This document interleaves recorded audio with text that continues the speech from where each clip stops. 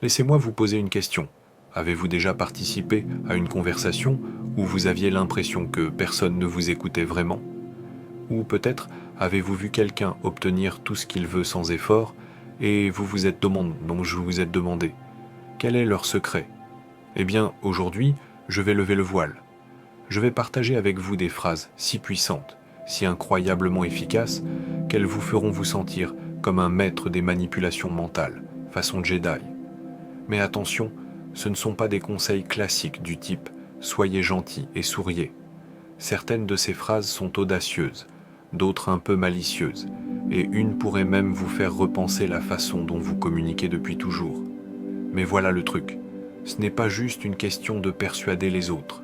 Il s'agit de comprendre pourquoi ces phrases fonctionnent et comment elles peuvent transformer votre manière de vous connecter avec le monde. Et à la fin de cette vidéo, vous ne parlerez pas seulement différemment, vous penserez différemment aussi. 1. Je crois en toi. Parlons d'une phrase si simple qu'elle semble presque trop belle pour être vraie. Je crois en toi. En surface, ça sonne comme quelque chose tout droit, sorti d'un livre de développement personnel un peu cliché, non? Mais voici la subtilité controversée. La plupart des gens ne le pensent pas vraiment quand ils disent « je crois en toi », et c'est là tout le problème. Réfléchissez-y. Combien de fois avez-vous entendu quelqu'un dire « je crois en toi » simplement parce que c'était ce qu'il fallait dire? Comme quand votre manager le dit en réunion, mais avec un ton aussi plat qu'un soda éventé, ou quand un ami lâche cette phrase tout en étant trop occupé à scroller sur Instagram pour vraiment le ressentir. Voici la vérité. Dire « je crois en toi » sans le penser, c'est pire que de ne pas le dire du tout. Pourquoi? Parce que cela sonne creux. C'est comme offrir une boîte cadeau vide. À l'extérieur, cela paraît encourageant, mais à l'intérieur, il n'y a rien. Maintenant, soyons honnêtes.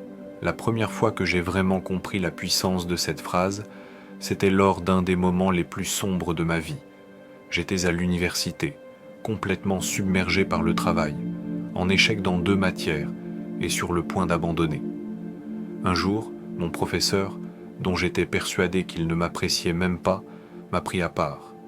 Il ne m'a pas fait de sermon ni donné un discours motivant. Il m'a juste dit « Je crois en toi. Tu es capable de bien plus que ça, et je sais que tu peux y arriver. » Ce moment m'a frappé comme un train lancé à pleine vitesse. Il n'a pas édulcoré ma situation, ni fait semblant que tout allait bien. Il a reconnu le chaos dans lequel je me trouvais, mais il a choisi de croire en ma capacité à m'en sortir. Cette fois en moi, ça a allumé une étincelle. J'ai fini par réussir brillamment ces cours, non pas grâce à un miracle, mais parce que quelqu'un croyait suffisamment en moi pour que je commence à croire en moi-même. Maintenant, voici la partie controversée. Parfois, je crois en toi est la pire chose à dire. Si quelqu'un est dans une situation où il ne devrait pas être, comme une relation toxique, un travail qui le détruit, ou un objectif qui ne correspond clairement pas à qui il est, l'encourager aveuglément peut causer plus de mal que de bien. Dire à quelqu'un « je crois en toi » quand il a besoin d'un rappel honnête de la réalité, ce n'est pas du soutien, c'est de la complaisance.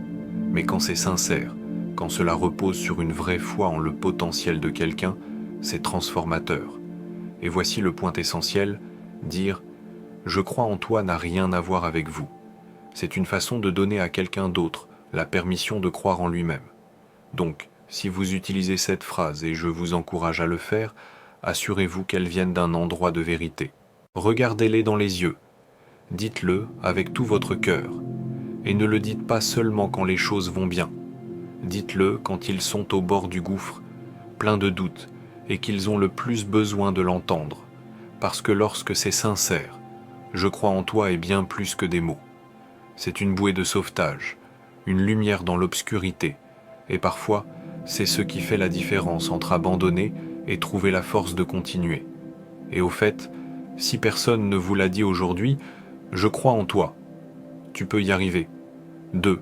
Je sais exactement ce que tu ressens. Parlons d'une des phrases les mieux intentionnées, mais aussi des plus problématiques. Je sais exactement ce que tu ressens.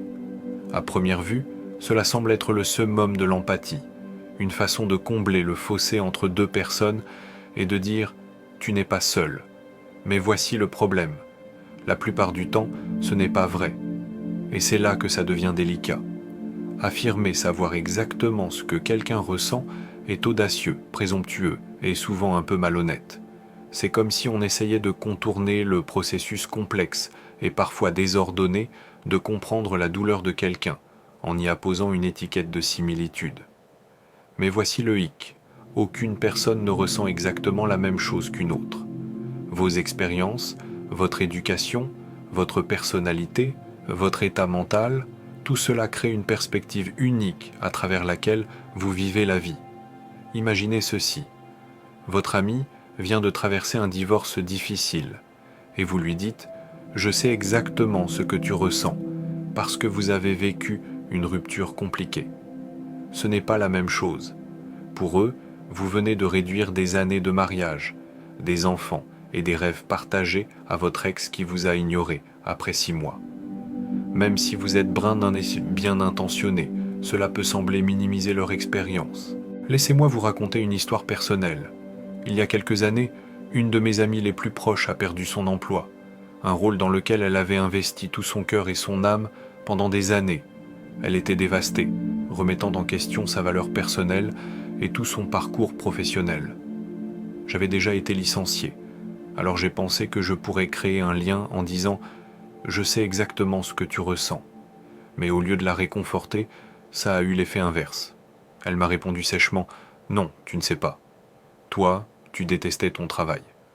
Moi, c'était mon rêve et maintenant il est détruit. » Cela m'a frappé, non pas parce qu'elle avait tort, mais parce qu'elle avait raison. J'avais essayé de me connecter à sa douleur, mais au lieu de cela, j'ai rendu la situation centrée sur moi. Au lieu de lui faire sentir qu'elle était comprise, je l'avais éloignée. À partir de ce moment-là, j'ai compris que la véritable puissance de l'empathie ne réside pas dans la prétention de comprendre, mais dans le fait d'être là, d'écouter et de valider les émotions de quelqu'un sans prétendre avoir toutes les réponses. Cela dit, ne vous méprenez pas. Cette phrase n'est pas toujours mauvaise. Il y a des moments où elle tombe parfaitement, comme lorsque quelqu'un cherche désespérément une personne qui a vécu exactement la même chose. Par exemple, lorsque j'ai discuté avec un autre parent qui avait également perdu un enfant, entendre « Je sais exactement ce que tu ressens » ne m'a pas blessé, cela m'a réconforté. Cela m'a fait me sentir moins seul, car je savais qu'il comprenait vraiment ce type de douleur unique. Mais même dans ces rares moments d'expérience partagée, cela reste délicat. Pourquoi ? Parce que les émotions sont profondément personnelles. Quand quelqu'un dit « Je sais exactement ce que tu ressens », cela peut involontairement couper court à la conversation. Cela met un point final à la phrase, au lieu d'inviter l'autre personne à s'exprimer davantage. Et c'est là que ça devient intéressant, voire un peu drôle. Il y a des moments où cette phrase a échoué si lamentablement que cela en est devenu comique. Comme cette fois où j'ai essayé de consoler une amie après sa première rupture amoureuse, en lui disant « Je sais exactement ce que tu ressens ». Sa réponse « Ah oui ? Ton copain de fac t'a largué pour ta colocataire pendant que tu l'aidais à payer son loyer ?» Touché, on a fini par en rire, parce que mon tentative de solidarité était tellement à côté de la plaque que c'en était absurde. Mais il y a une leçon plus profonde ici. Je sais exactement ce que tu ressens peut sembler égocentrique si ce n'est pas accompagné d'une vraie écoute et d'humilité. Au lieu de créer un lien, cela peut ressembler à une prise de contrôle verbal, détournant l'attention de leurs émotions pour se concentrer sur votre expérience. Et parfois, tout ce dont les gens ont besoin, c'est que vous restiez avec eux dans leur désordre sans essayer de le réparer ou de prétendre le comprendre.